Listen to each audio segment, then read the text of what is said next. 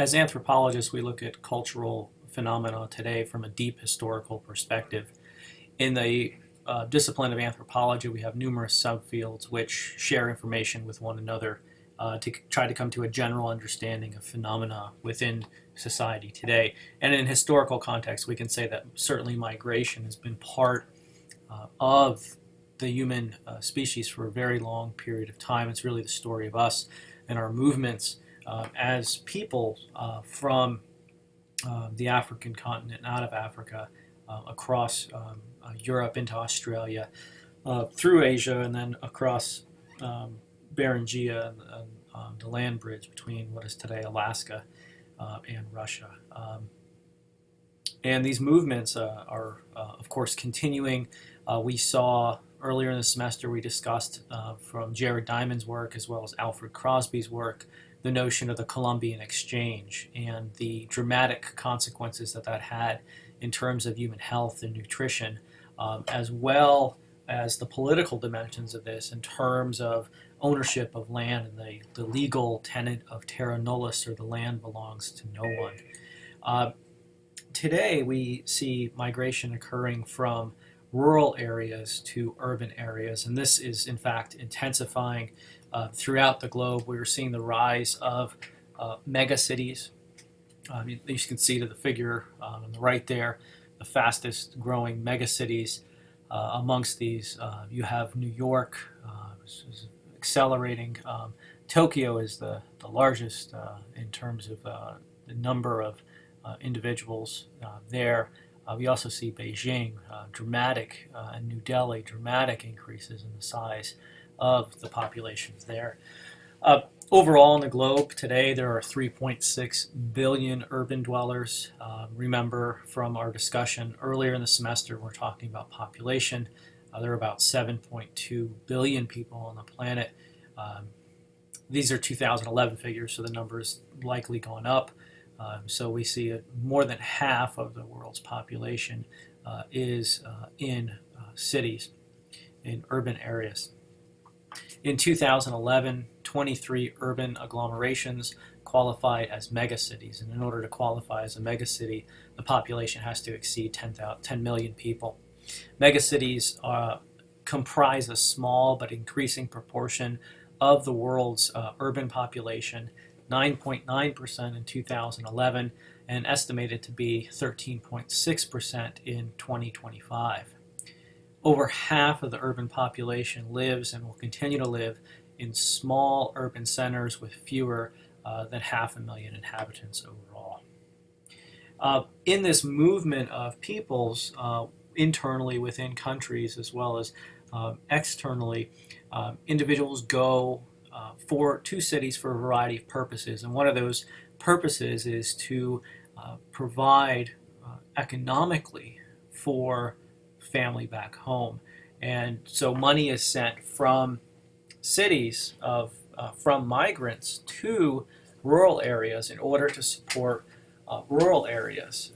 And we see remittances to developing countries are projected to grow by 5% to reach $435 billion by the end of 2014. And this is accelerating from the 3.4% expansion in 2013. So the amount of remittances is increasing as well as the number of remittances. We see a growth of remittances in 2014, and this is being led by three regions in East Asia and the Pacific, South Asia, and Latin America and the Caribbean. The global average cost, too, for sending these remittances has continued to fall due to a number of different competitors entering the market in terms of transactions of money, wiring money, sending money. And so we see by the third quarter of 2014 falling to 7.9% of the value sent compared to 8.9% a year earlier. So with increasing competition in this market, we're seeing lower and lower prices in terms of the cost of actually sending this money to home countries, to families back home for migrants.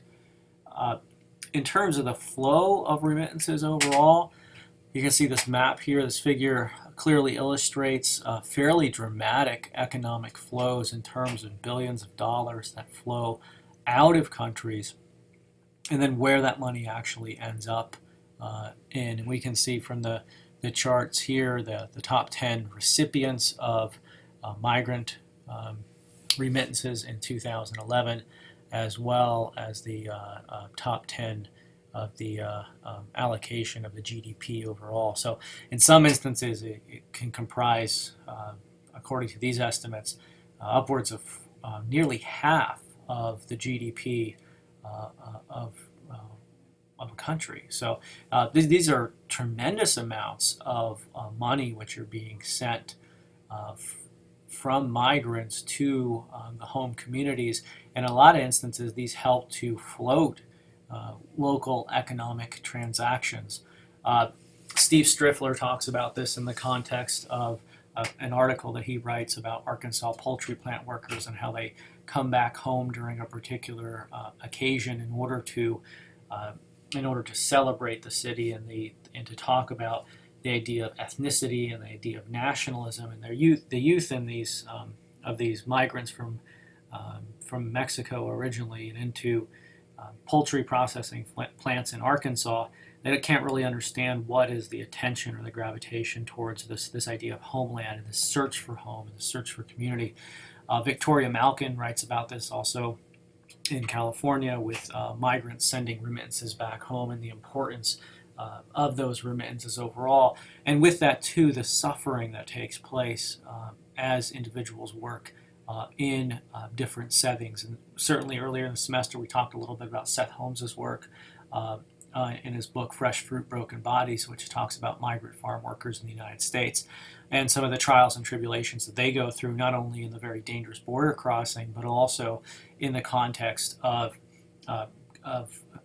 attempting to navigate healthcare as well as customer service interactions in the United States. And then, of course, poor working conditions on many of these farms, where they are marginalized both economically and in an ideological sense as well. So to take a little bit more of a look at this, in 2013, this work comes from World Bank statistics here, we can see vast amounts of money. Countries are dependent upon vast amounts of money from the outside. In Liberia, for example, the number is close to 20% of the gross domestic product that's coming in. And remember, we talked earlier about Liberia in the 2014 Ebola outbreak and the relative lack of resources there overall. Kane talks about this in his piece overall. His piece focuses on Senegal, also in West Africa. In his 2010 piece, Kane looks at charity and self-help, where migrant social networks in healthcare in the homeland is in large part funded by migrants, Senegalese migrants who move to France temporarily or the United States in order to make income. They will then send the money back to Senegal. And Kane looks at sort of the political economy that's behind these self-help networks. So why do they emerge? Why is there such a need for remittances overall? And lays it at the feet of essentially the structural factors that occurred in the economy in the 1980s and 1990s. And this was primarily the imposition of structural adjustment policies of the International Monetary Fund in Africa, and subsequent devaluation of the franc and other local currencies. So money is essentially worth, the same amount of money is essentially worth less. In terms of austerity measures with these structural adjustment, it calls for a retreat of the state functions so that more of the money can go into essentially paying debt, development as a whole, without necessarily providing any of the functions of the state. A lot of those functions of the state in terms of healthcare delivery, infrastructure, and these sorts of things, sanitation, get put off into private actors. So the privatization of these, and indeed a lot of times where the the notion of making money here for providing these services, where that's not apparent, something else has to come in and fill the gap. And in some instances, these are religious non-government organizations, missionary type of work. In some instances, these are remittances that are coming in. And Kane talks about how in the Senegal River Valley, remittances are essentially essential for the survival of local families, communities as a whole, and what have been referred to as microdollars and micro euros are very important overall. Kane notes that remittances vary depending on the country. They are more prevalent in West Africa. Kane suggests that this is because of the social networks which are present in West Africa, which focus on the overall distribution of wealth, compared to Central and Eastern Africa, where there is less focus on distribution of wealth versus personal attainment of wealth and progress. These migrants, the Senegalese migrants, are recognized in their homeland, and they're really framed as heroes, particularly in cultural festivals. These individuals will be marked as standing out from the community as a whole in providing for their community. Now, we could argue about whether these type of movements here are in fact voluntary movements, whether these are in fact structural, whether people would choose to move from their homeland if there were the economic opportunities available to them there. So we can argue about this, whether this is potentially voluntary, or what scale of voluntariness of agency is exerted in these contexts. On the other hand, we can see with forced migration a situation wherein there's not really very much choice in some instances, calling for evacuations, fleeing from violent conflict. We see this globally increasing overall. Forced migration due to conflict is at 51 million people today. It's at its highest level since World War II. Forced migration driven by natural disasters, on the other hand, will affect 22 million people, so for a total of 73 million people overall that have been, we could consider having been forced to migrate either through conflict or natural disasters. And indeed, not only natural disasters themselves, but the political response to those disasters, as we saw in the context of Hurricane Katrina, and the reimagining of that particular space, and the reimagining of what New Orleans would be. That the city would fundamentally change over time in its economic structure and its makeup. Forced displacement, we can certainly look at this as a humanitarian issue in terms of human rights, but we also must consider that this is potentially a major development issue for both the countries of origin as well as the countries of destination. And so it can have numerous impacts on the growth of cities, of urban areas, including growth that is not planned for in the context of urban planning. This can lead to all sorts of structures which are relatively marginal in terms of safety overall, and potentially also increase the devastation of disasters, as we've seen in Haiti and a number of other areas as well, where you don't have the existing infrastructure. It is very vulnerable to extreme weather events, which can further cause displacement and death in these settings.